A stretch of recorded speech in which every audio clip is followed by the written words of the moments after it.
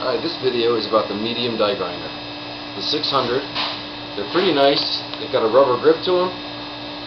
There's two options. You can get it with the slide switch or with the paddle switch. Paddle switch you have to hold down all the time. Slide switch, put it in place and it stays in place. This one's a little bit less expensive. Then there's two ways you can modify these. You can either put in, let's see, you take this off, you take that collet out of there, you can put this adapter in and put this nut over top of it. That's called a small shaft adapter. You put that on, you can run these screw-on bits, rotary knife, face bit, the shaper, and this medium 90. In order to run these larger bits, and this is called the B90 and the B125, you should probably put the shaft in. And the shaft replaces what's inside there. So this actually goes down inside there, replaces the stock shaft.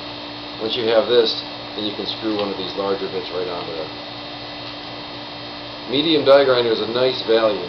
It has quite a bit of power, not as much as the large, but quite a bit. The price is real reasonable, and it's a nice, powerful, durable tool. Now, if you don't modify it, and you just stay with the 1/4 inch collet that comes with it, then you can use any of our 1/4 inch bits that you see here. And you see that the 1/4 inch bits are considerably smaller than the thread-on bits or than the 3/8 inch bits. So any of these 1/4 inch bits will slip right into the stock die grinder, and you can use them straight from the factory. The last thing you can do is, once you have threads coming out the end of your die grinder, whether it's with the small shaft adapter or with the medium shaft, you can screw on an end mill holder. Once you have an end mill holder screwed on, then you can use any of our 3/8 inch bits. 3/8 inch cylinder will go in. It's a handy bit for shaping. It's got a lot of reach to it. It's 5 inches long. You've got some smaller bits that are 3/8, bubble bits, and we've got a series of end mills. There's 7 end mills right here. They're all 3/8.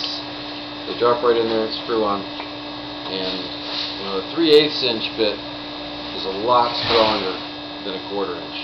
You shouldn't be using any large bits on a 1/4 inch shank. Large bits on a 1/4 inch shank spinning at 25,000 RPMs is a recipe for disaster. You really want your larger bits to spin on 3/8 inch. Plus, a lot of the bits, they're a little less expensive. I don't have to have them ground down to a 1/4 inch, so it doesn't cost you as much. So going with 3/8 is another benefit that way. So again, it's the medium die grinder. They're 600s. Two options: slide switch, paddle switch. If you want threads coming out the end, you can do one of two things. You can either put in a small shaft adapter or a medium shaft.